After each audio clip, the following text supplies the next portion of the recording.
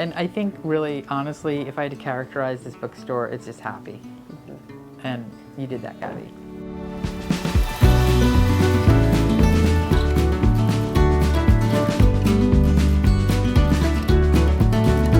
So here we are at Beacon Hill Books, Cathy, Kincaid, and me. We've been here for Design Day, but this bookstore was a labor of love, is a labor of love for the owner, Melissa Fetter, for Cathy, who designed it, and for Sister Parrish, who worked with Cathy on the custom colors. And I think for those who've been here, it really brings joy, which is kind of what we all want to do. I mean, today, Vera Grenay said we're beauty seekers. Cathy talked about what she brings to houses, and this bookstore, or in the children's room, is kind of the ideal situation in design. What I want to talk to Cathy about today is color and custom color, because I would have to say, Cathy, one of your superpowers among many is color, which I also think people are born with. You can learn it, but to be really good at it, I think you're born with it. Well, I read an article in I think it was the Wall Street Journal one day, that some people have more cones in their eyes, to put it simply. And I do think that some people see color differently. I think, artists do, especially people that are designers, that are graphic designers or color fabrics and carpets. I really feel that they do see color differently. And if you have experience in it, you start learning what not to do when you're customing. So it's more what not to do than what I've made a lot of really ugly rugs. Okay.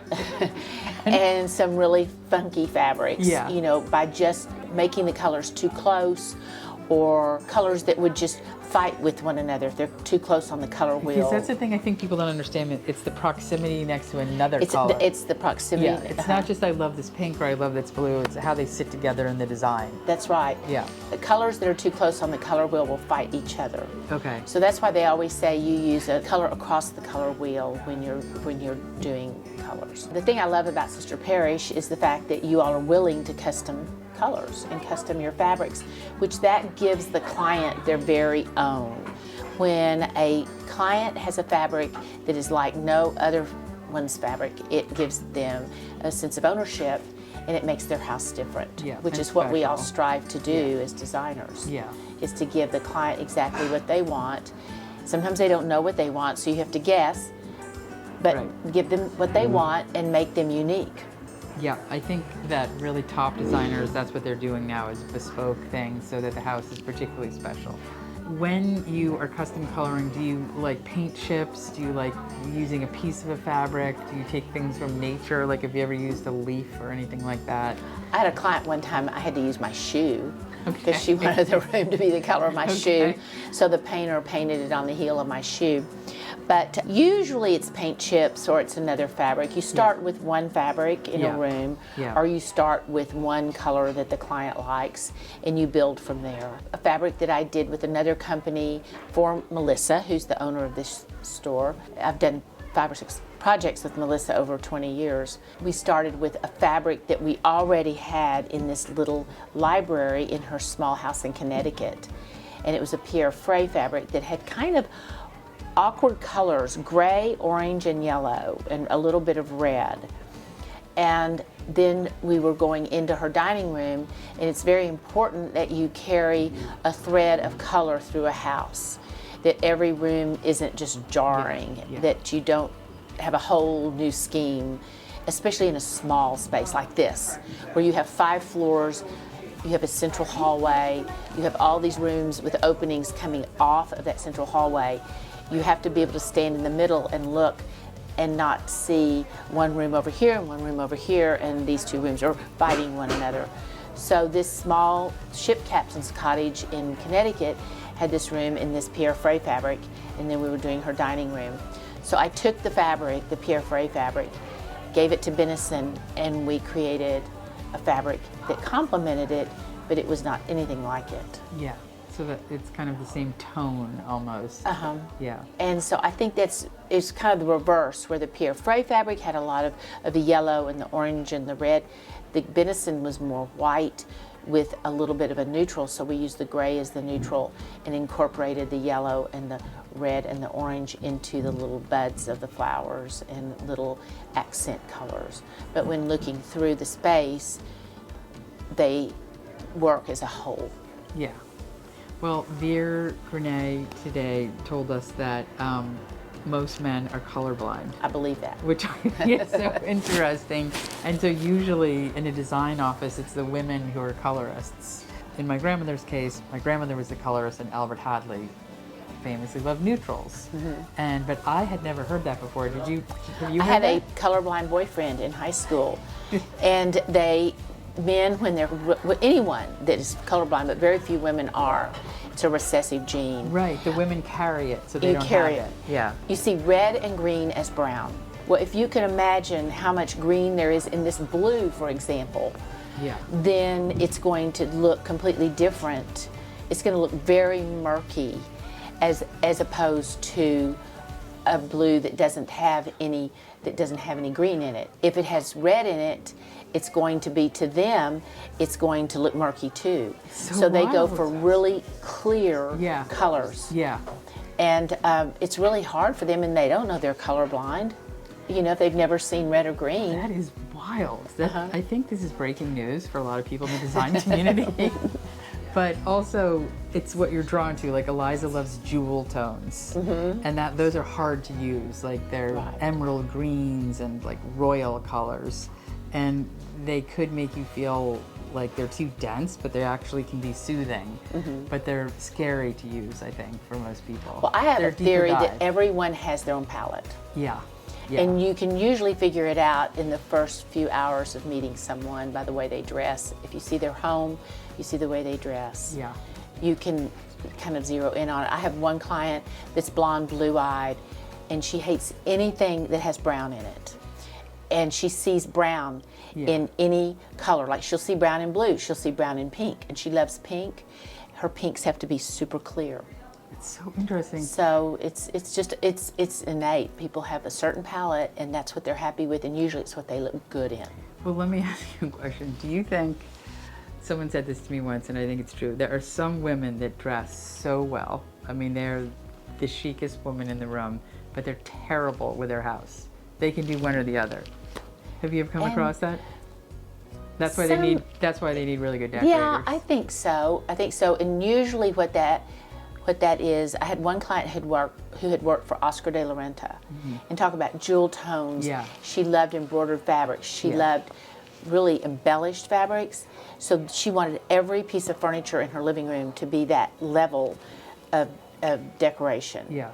And I finally explained to her, I said, every fabric cannot be the star.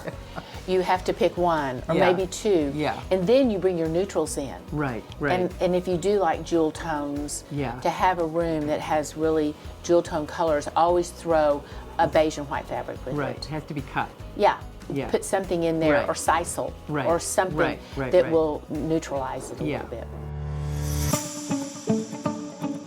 The scheme for the Beacon Hill bookshop. Cathy, do you want to talk a little bit about how you schemed it and how many floors it is, and maybe we could use as reference this incredibly great bags that all the designers got today. Melissa just had designed. Yeah, which she just did, and it shows some of the prints. Cathy knew our prints really well, but she had a 5-story townhouse to decorate as a bookstore, and so can you talk about how you schemed it a little bit? Well, this was the week before the lockdown back in 2020, and Melissa and I were working in her apartment in New York to try to kind of stay in. Yeah. But I had brought all of the Sister Parish fabrics that I thought that might work with me. And Melissa said, okay, let's think of the colors. What colors do we want it to be? And of course, Melissa loves blue and I love blue. And we thought, Boston, American, Sister Parish. We both love red a lot, mixed with blue. It's kind of one of my very favorite combinations. Yeah, you do it so well. So we started there. Yeah. And then we started going through all the fabrics and looking at the fabrics to see which ones we thought would be the best as far as the pattern goes, that would be the easiest to segue from one area, like I was saying, to the next. Yeah. This central staircase that we have. And so everything came off of that staircase. So we decided that would be blue, and then of course my favorite blue that Farrow and Ball makes, and I said let's use Farrow and Ball paint because I think that would be a good partner. What color is that? This is called light blue, which is probably the least interesting name that Farrow and Ball has. It's true. Since they have dead salmon. They do. And all these crazy colors. Plaster. Setting plaster. Setting plaster, yeah. Mouse's breath. Yeah, exactly. Mole's breath. But Mole's light blue. breath. Light blue is... So this one is light blue. And this is it. It's all light blue. And the reason I like this color is because it does have some green in it. Yeah. And it keeps it from being sweet. Yes. And the funny thing about this color, I use it a lot on outdoor furniture. When it's outside on outdoor furniture, it looks very pale. When Because of the light. When you put it here, when it's heavily saturated with white against it, it becomes darker. Yeah. When you put it on a ceiling, it becomes really dark. And it's not on the ceiling anywhere here. Yeah. So we cut it when we use it on ceilings. Yeah, interesting. And Farrow and Ball has another color called pale powder that is kind of the sister to light blue that works with it. So say you want to use light blue on your cabinets in your kitchen, you could use pale powder on your ceiling or make it a little bit lighter, even half a pale powder. And we mix Farrow and Ball paints, if we want to lighten them, we mix them with Farrow and Ball all white, which is their pure white. Yeah, so you always use that. So if you all decide you want to custom mix a Farrow and Ball paint, and you want to lighten it, mix it with all white from Farrow and Ball.